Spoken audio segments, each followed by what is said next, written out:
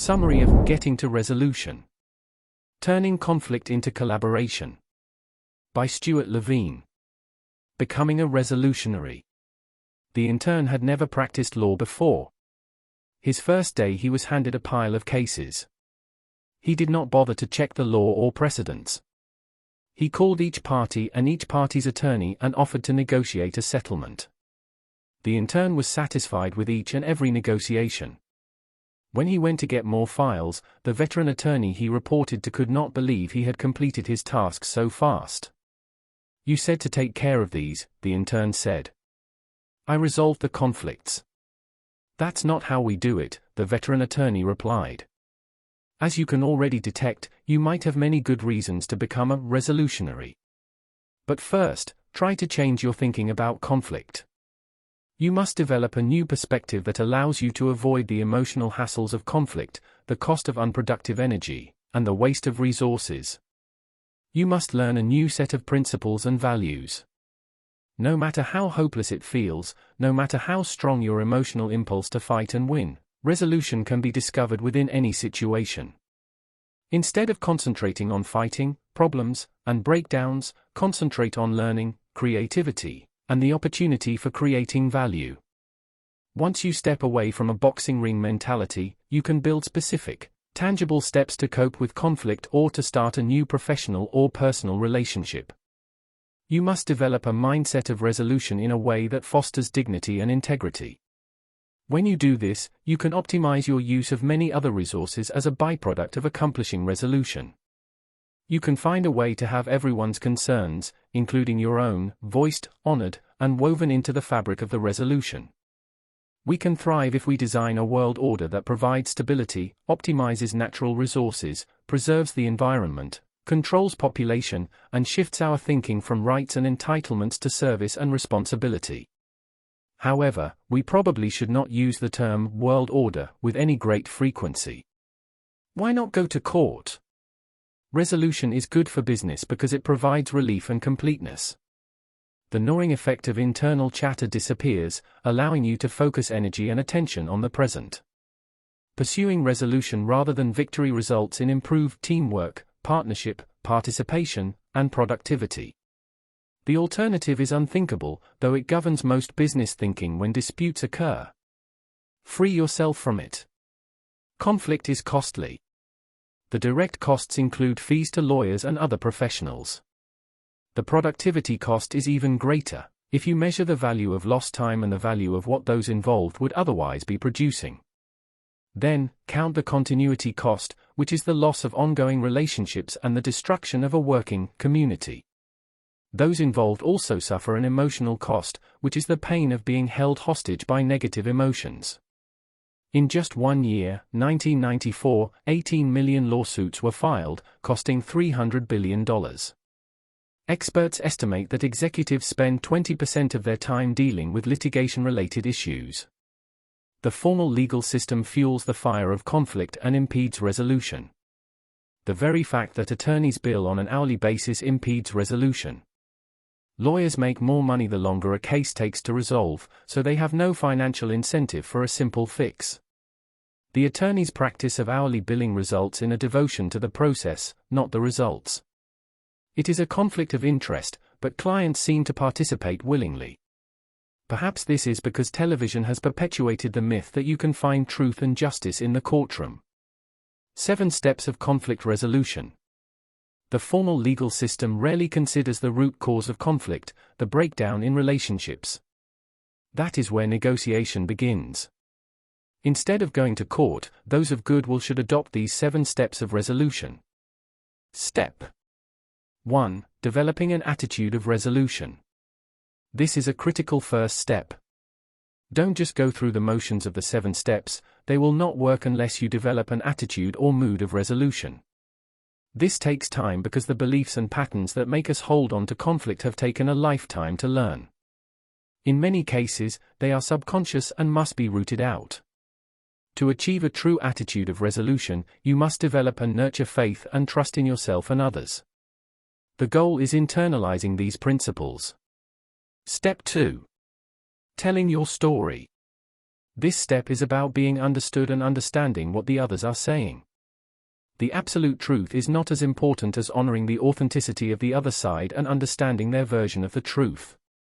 Once you learn to listen with a skilled ear and to honor everyone's story about a situation, you are on your way to resolution. Step 3. Listening for resolution.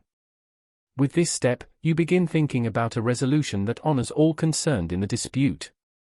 This is where you shift the desire to win to a vision that everyone can enjoy. Now, bring your sense of fairness into play. You must cultivate the attitude that it is as important for the cause of resolution for them to get their way as it is for you to get your way. The initial vision of resolution may change over the process. What is most important is to realize that the world is full of abundance. The roots of resolution come from believing in abundance, that there is always enough for everyone.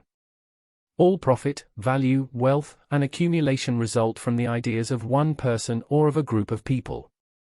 The source of all wealth comes from an unlimited supply of abundant potential and creativity. We can apply the same principles of unlimited creativity to solving problems and resolving conflict as we do to new ventures. One useful tactic is to program yourself not to use the word problem when confronted by any situation that has potential for conflict. The trick is framing the situation as an opportunity to demonstrate your creativity and then demonstrating your creativity. Step 4. Getting current and complete.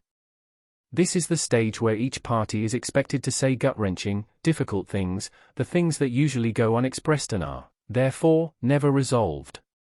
Now, you can face the good and bad in every situation and experience, and you can grieve the disappointment of unrealized expectations. Now is the time to get every detail on the table, so all sides can choose among the remnants and use them to weave a new tapestry of resolution. What's the alternative? Well, if you work the legal system, your lawyer will often prohibit you from even talking to the other party. Your lawyer may want to talk legal theory or strategies, while you want to have someone hear your story. Probably the other party wants its story heard, if only the lawyers would facilitate that. Your conflict can be co-opted by lawyers who want to win the case, but who are not focused on achieving the resolution that you desire. Step 5. Agreement in principle. By now the resolution process should be producing emotional freedom and a vast amount of information. You should be willing to let go of your righteous position and seek the cracks. You can now release what you know will not work. From here you can see a vision of the future and reach an agreement in principle. You can focus on what will work. Negotiation is about creating a composite, a shared vision of the desired outcome. We are at the verge of a new foundation. The scientific method of logic and rule of law has given way to feeling, emotion, and intuition as powerful and valid tools. Step 6. Crafting the new agreement. Now you are ready to move into the specifics of the agreement. The details are important, and the more time you spend outlining the details of the desired results, the greater the chance to realize them. It helps to understand the elements of an effective agreement. First, examine the intent, which is the big picture of what you intend to accomplish. Both parties must honestly express their intent. This is the framework upon which to hang the agreement. Identify all the necessary parties. Don't leave anyone out who will be affected by the agreement. Craft clear promises so that everyone knows who will do what. All the promises need specific time deadlines for completion. The value of the exchange must be clearly defined and agreed to by all parties. The agreement ought to include an exit strategy for dissolution that everyone can follow while retaining dignity. Consequences are also important, so that each party knows what will happen if the agreement is broken. Agree on a manager to steward the project and to ensure that the agreement is honored and the intended results are achieved. Step 7. Resolution. Agreement becomes reality. Resolution is the manifestation of your desired results. The laws of physics include the statement that some things do not exist until they are perceived. The corollary of this law in the craft of resolution is, when you have a clear picture of your desired future, the resources needed to realize that future will be attracted by the power of your subconscious. These are laws of manifestation, and they include: thoughts manifest themselves in physical form. Consciously and habitually feed your mind thoughts that express the reality in which you want to live. Express your vision in your thoughts. Be very specific in your vision of the future. Agreements are powerful tools of manifestation, expressing joint vision, producing synergy, and increasing value. Agreements help produce satisfaction and material desires. Consciousness about your thoughts makes you human. You can choose what you think. The final step is moving back into action. With a new agreement and a quiet, clear mind about the past, you are ready to move freely forward, devoting your energy and intention to new goals. This approach to conflict resolution applies in many areas. To increase the success of any future joint ventures or mergers, articulate a detailed joint vision.